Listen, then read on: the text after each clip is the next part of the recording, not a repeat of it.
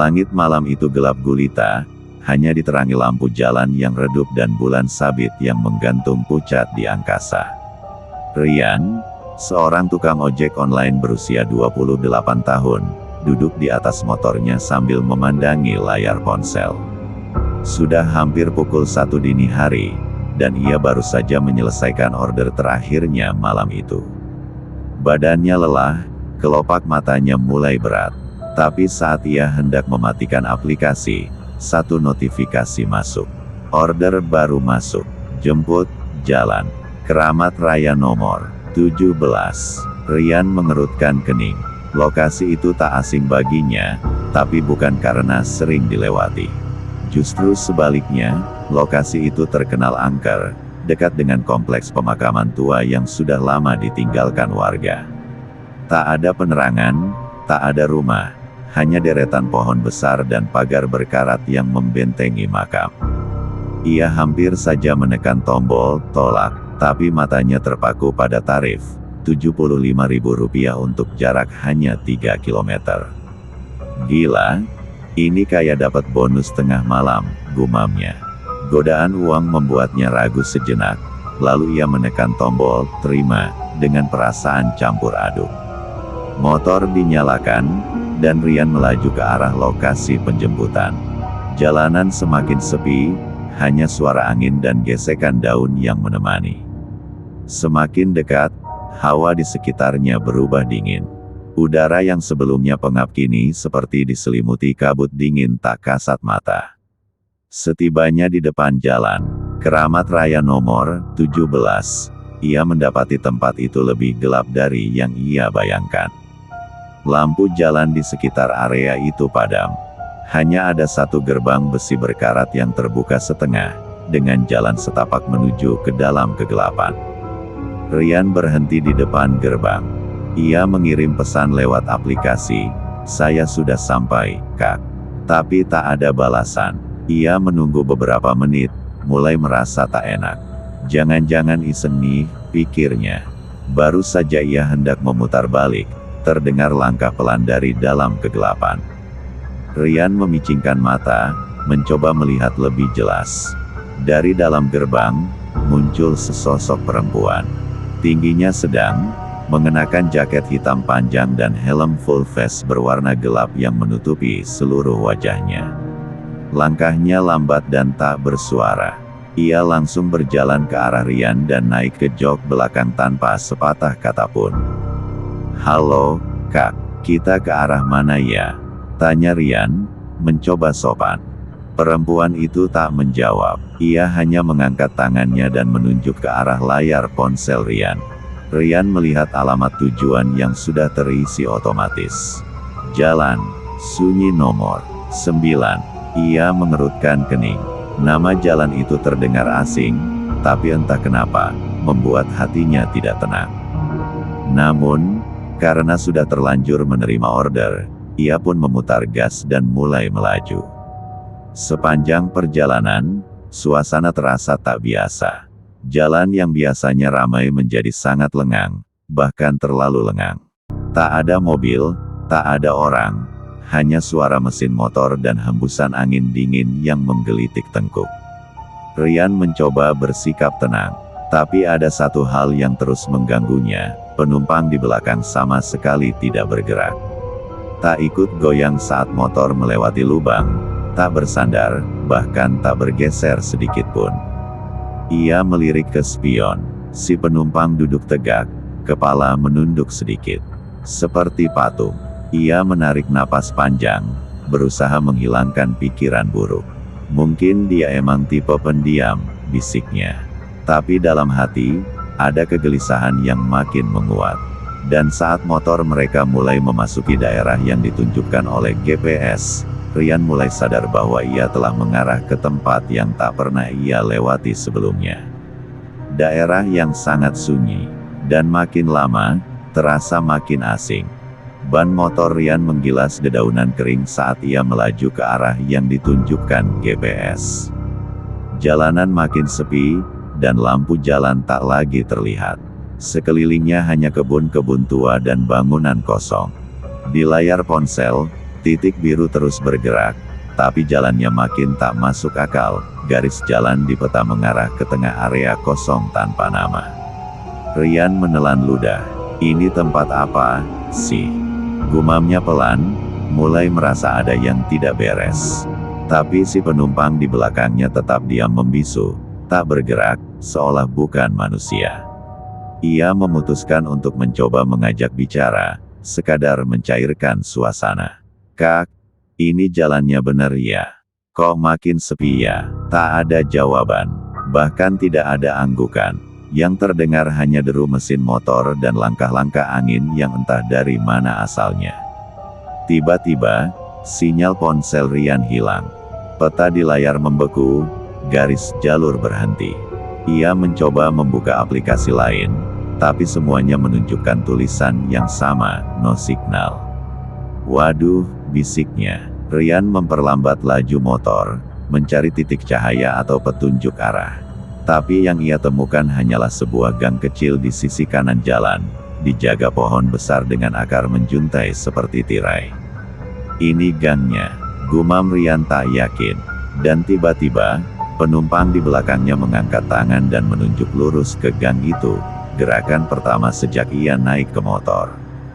Jantung Rian berdegup kencang.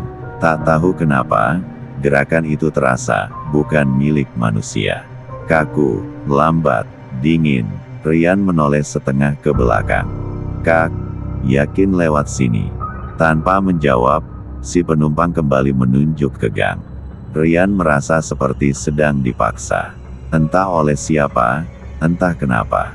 Dengan berat hati, ia pun membelokkan motornya masuk ke gang kecil yang sempit itu.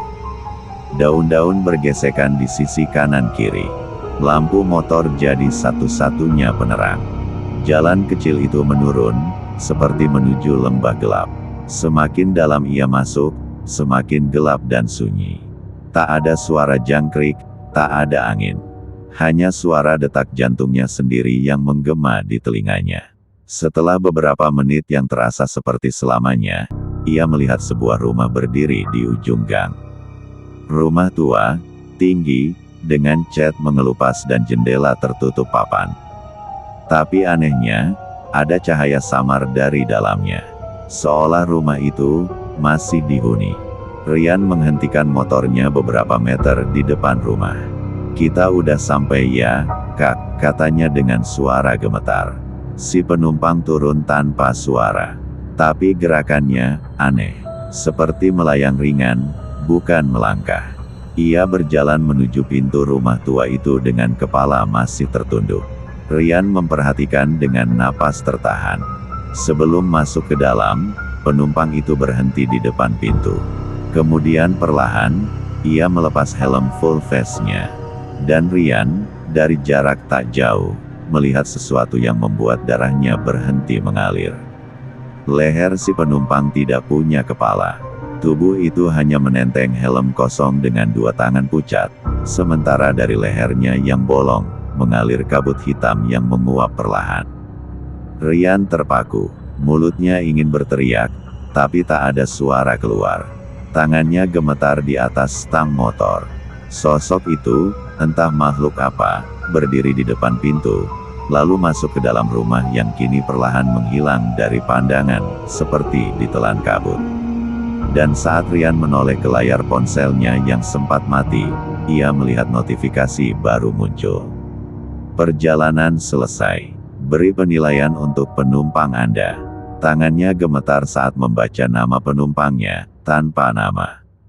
Rian duduk di atas motor, tubuhnya gemetar hebat. Matanya masih terbelalak memandang ke arah gang tempat rumah itu menghilang. Jantungnya berdegup kencang, tapi ia tahu ia harus segera pergi dari sana. Ia menggerakkan motor dan berusaha menyalakan mesin, tapi entah kenapa, mesin motor enggan hidup. Panik mulai merayap di dadanya. Ia mencoba lagi, berulang kali, tapi hanya terdengar bunyi klik yang sunyi. Seperti ada yang menahan mesin itu hidup. Udara malam semakin dingin menusuk tulang. Angin berhembus pelan membawa aroma tanah basah dan sesuatu yang tidak bisa dijelaskan. Rian merasakan bulu kuduknya berdiri. Ia mulai menyesali keputusannya menerima order ini. Namun, ia tahu ia harus mencari bantuan. Ia mencoba mengeluarkan ponselnya dan menyalakan layar. Tapi layar hanya menampilkan gelap. Ponselnya mati total. Ryan berusaha menenangkan diri. "Tenang, Ryan. Jangan panik," gumamnya. Ia berdiri dari motor, menengok ke segala arah. Tidak ada cahaya, tidak ada tanda kehidupan. Ia memutuskan untuk berjalan ke jalan utama, berharap bisa menemukan seseorang yang bisa membantu. Langkahnya berat melewati gang sempit yang tadi ia lalui. Namun, saat sampai di mulut gang, ia terkejut. Jalan utama yang tadi ia lewati tidak lagi sama. Jalan itu tampak berubah menjadi hamparan tanah kosong, tanpa aspal, tanpa lampu jalan. Ryan mencoba memanggil, "Tolong. Ada orang." Tapi suara yang keluar hanya teredam oleh kegelapan. Ia berbalik, hendak kembali ke rumah tua itu, berharap ada yang bisa dijelaskan. Namun, rumah itu juga tidak tampak lagi. Tempat itu benar-benar menghilang. Panik semakin membesar. Ryan mulai berlari, berharap menemukan jalan keluar. Tapi setiap kali ia berlari ke satu arah, ia kembali ke tempat yang sama, gang sempit dengan rumah tua menghilang. Ia terjebak dalam lingkaran waktu dan ruang yang aneh, yang tidak bisa ia jelaskan. Tiba-tiba, dari balik kegelapan, terdengar suara pelan. Suara bisikan yang berulang-ulang memanggil namanya. "Ryan, Ryan." Suara itu menusuk telinga, membuatnya hampir pingsan. Ia menoleh ke belakang, tapi tidak ada siapa-siapa. Hanya bayangan hitam yang menari-nari di ujung gang. Dengan segenap keberanian terakhir, Ryan mengayunkan pandangannya ke depan, dan melihat sosok yang sama, penumpang tanpa kepala itu berdiri di tengah jalan, menatap lurus ke arahnya dengan tubuh berbalut kabut hitam. Ryan menjerit dan berlari sekuat tenaga menjauh.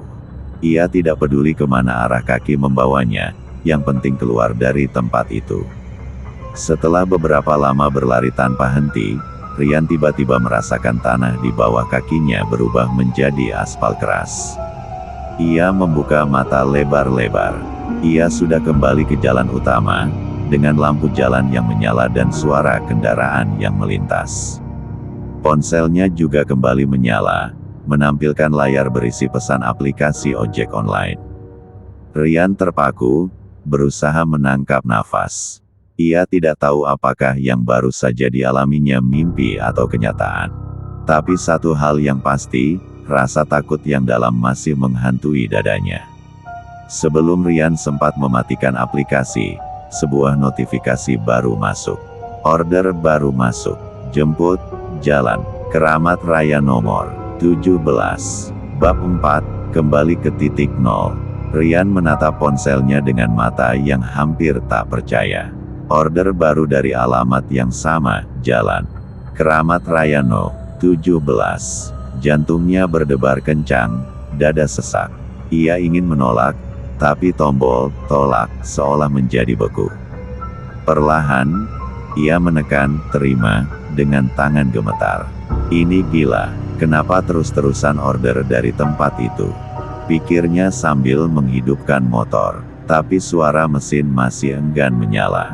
Ia menepikan motor ke tepi jalan, memandang sekeliling.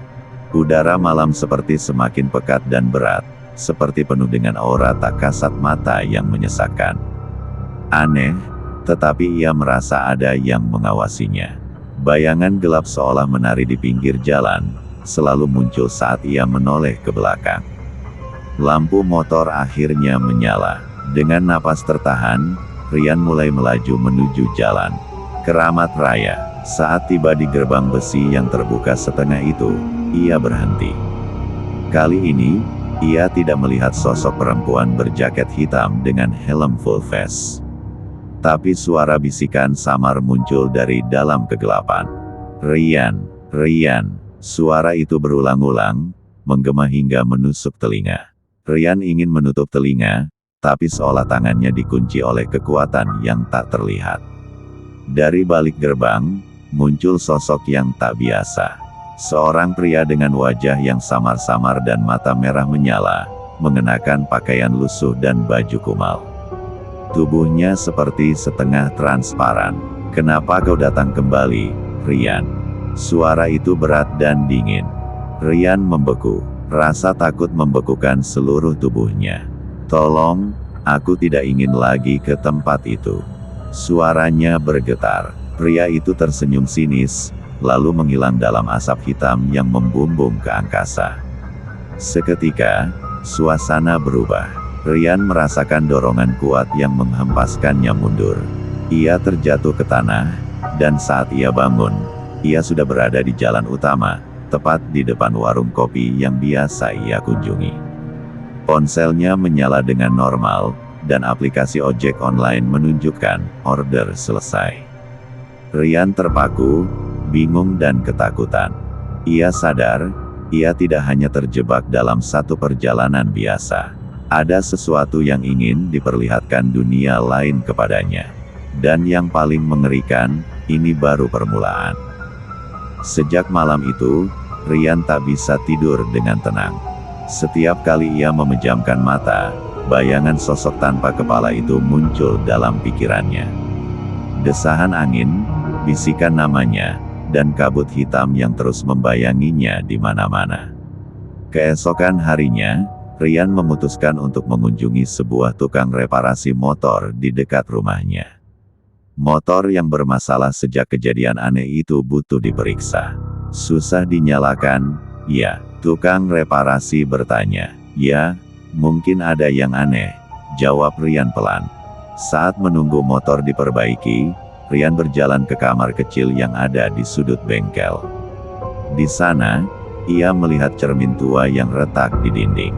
Ia memandang ke dalamnya, dan seketika darahnya membeku. Bayangan di cermin bukanlah wajahnya. Ada sosok perempuan berambut panjang, mengenakan baju putih lusuh, dengan mata hitam pekat yang menatap tajam ke arahnya. Ryan mundur, hampir terjatuh. Tapi saat ia mengedipkan mata dan menatap lagi, cermin itu hanya memantulkan wajahnya sendiri. Ia mengusap wajahnya, berusaha meyakinkan diri bahwa itu hanya bayangan atau ilusi. Namun, saat hendak pergi, ia mendengar suara pelan dari balik cermin. "Ryan, jangan abaikan aku." Suara itu begitu nyata, membuat bulu kuduknya berdiri. Kembali ke rumah, Ryan memeriksa ponselnya. Ada pesan baru di aplikasi ojek online. Tapi ini bukan pesan biasa. Pesan itu hanya berisi satu kata. "Datanglah." Ryan tidak tahu harus bagaimana. Malam semakin dekat, dan rasa takut semakin membuncah di dalam dadanya. Tapi rasa penasaran yang aneh membuatnya berpikir untuk mengikuti perintah itu. Ia tahu, entah apa yang menantinya, ia harus berhadapan dengan dunia yang tak pernah ia bayangkan sebelumnya. Malam turun dengan cepat. Ryan menyalakan motornya dengan tangan gemetar. Ia tak bisa mengabaikan pesan misterius itu, meskipun hatinya penuh ketakutan. Rasa penasaran dan dorongan untuk mengungkap kebenaran lebih kuat dari rasa takut yang mencekam. Dengan ponsel terpasang di stang, ia mengikuti alamat yang muncul di aplikasi ojek online, sebuah gang sempit di ujung kota yang jarang dilalui orang. Sepanjang perjalanan, jalanan semakin sunyi, hanya sesekali terdengar suara langkah kaki jauh dari kejauhan. Angin dingin berhembus, membawa aroma tanah basah dan sesuatu yang tidak bisa dijelaskan. Saat sampai di gang itu, lampu jalan mati total. Hanya cahaya motor yang menyinari jalan sempit berliku. Ryan mengerem perlahan dan menurunkan motor. Ia mendengar suara bisikan samar yang membuat bulu kuduknya berdiri. "Ryan, Ryan." Dari balik bayangan, sosok tanpa kepala itu muncul kembali, berdiri dengan tubuh yang diselimuti kabut hitam. Kali ini, ia tak mengangkat helm, melainkan mengulurkan tangan pucatnya ke arah Ryan. Ryan terguncang, tapi anehnya, ada dorongan dalam dirinya untuk meraih tangan itu. Dengan hati-hati, ia melangkah maju dan menyentuh tangan dingin itu. Seketika, Ia merasakan tubuhnya melayang, seolah tersedot ke dalam kabut hitam yang mengelilingi sosok itu. Dalam kegelapan itu, Rian melihat kilatan-kilatan gambar masa lalu, kebahagiaan, kesedihan, dan ketakutan yang tak pernah ia sadari selama ini. Ia melihat dirinya sendiri, keluarganya, dan juga sosok perempuan dalam baju putih lusuh yang menghantui cerminnya. Sebuah suara menggema di telinganya, penuh bisikan dan janji. Kebenaran menunggu di balik bayangan. Beranikan dirimu, Rian. Ketika Rian membuka mata, ia sudah berdiri di depan sebuah rumah besar dan tua, berbeda dari rumah tua sebelumnya, tapi sama misteriusnya. Pintu terbuka perlahan, memanggilnya masuk. Rian menarik napas dalam-dalam, mempersiapkan diri. Ini bukan sekadar perjalanan ojek biasa. Ini adalah perjalanan ke dunia yang tidak seharusnya ia masuki. Rian melangkah masuk ke dalam rumah tua itu. Pintu kayu tua berderit pelan di belakangnya, seolah menutup dirinya dari dunia luar. Udara di dalam terasa pengap, bercampur dengan aroma apek dan tanah basah. Lampu-lampu redup berkelap-kelip dari lentera tua yang tergantung di dinding, tapi seolah tidak pernah benar-benar menyala. Lantai berderit di bawah langkah Rian, dan bayangannya berkelebat di dinding retak yang penuh jamur. Setiap sudut rumah tampak dipenuhi kegelapan pekat, dan suara-suara aneh mulai mengisi ruang kosong itu, bisikan, langkah kaki yang tak tentu arah, dan suara napas berat yang mengiringi tiap detik berlalu. Rian mencoba mengatur nafasnya dan berjalan ke ruang tengah. Di sana, sebuah cermin besar berdiri tegak, bingkainya dihiasi ukiran-ukiran aneh seperti wajah-wajah yang tersenyum dingin. Ketika Rian menatap ke dalam cermin, ia kembali melihat sosok perempuan berbaju putih lusuh dengan mata hitam pekat yang menatapnya tanpa berkedip. Kali ini, sosok itu tersenyum samar dan mengulurkan tangannya. "Jangan takut, Rian," suara perempuan itu berbisik, "aku hanya ingin menunjukkan sesuatu." Tiba-tiba, cermin itu retak, dan bayangan dalamnya berubah menjadi gambaran masa lalu rumah itu. Rian melihat sekilas sosok pria dan wanita yang hidup di sana bertahun-tahun lalu, serta kejadian tragis yang membuat rumah ini menjadi sarang kesedihan dan kemarahan. Rian merasakan hawa dingin menusuk tulang belakangnya saat gambar itu berganti menjadi sosok perempuan muda yang menangis dengan darah mengalir di wajahnya.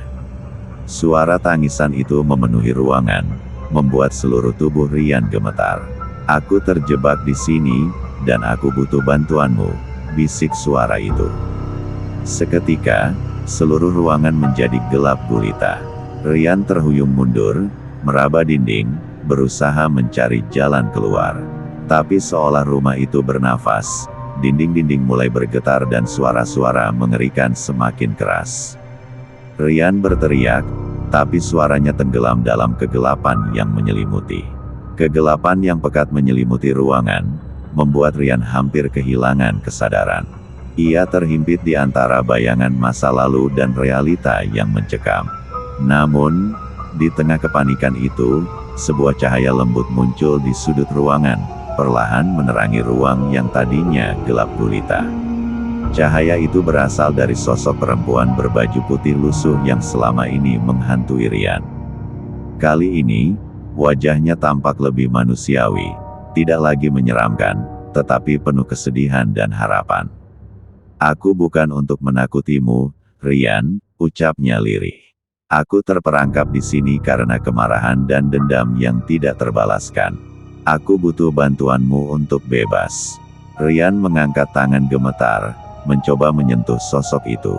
Suasana menjadi hening sejenak, kemudian suara lembut mulai terdengar, seolah dari jauh. "Bersihkan rumah ini dari kegelapan, lepaskan aku, dan aku akan membebaskanmu." Dengan keberanian yang tersisa, Rian mengelilingi rumah, memecahkan cermin-cermin yang retak, membakar benda-benda peninggalan yang memancarkan energi jahat, dan melantunkan doa-doa yang pernah diajarkan ibunya. Satu persatu, bayangan-bayangan gelap menghilang, dan hawa pengap berubah menjadi udara segar. Cahaya semakin terang, membelah kegelapan yang menyesakkan. Tiba-tiba, perempuan itu tersenyum, menyentuh dada Ryan dengan tangan dinginnya, lalu menghilang perlahan seperti asap yang terbawa angin. Ryan merasakan beban berat di dadanya hilang. Rumah itu menjadi sunyi, damai, dan terang. Ketika ia keluar dari rumah tua itu, fajar mulai menyingsing, membawa harapan baru. Sejak hari itu, Ryan tidak pernah lagi menerima order dari dunia lain. Ia tetap menjadi tukang ojek online biasa, tapi setiap kali melewati jalan itu, ia tersenyum kecil, tahu bahwa ia pernah menghadapi kegelapan dan berhasil membebaskan jiwa yang terperangkap. Cerita ini pun menjadi pengingat bagi siapa saja yang berani menembus batas dunia nyata dan dunia gaib, bahwa keberanian dan hati tulus bisa menjadi cahaya dalam kegelapan.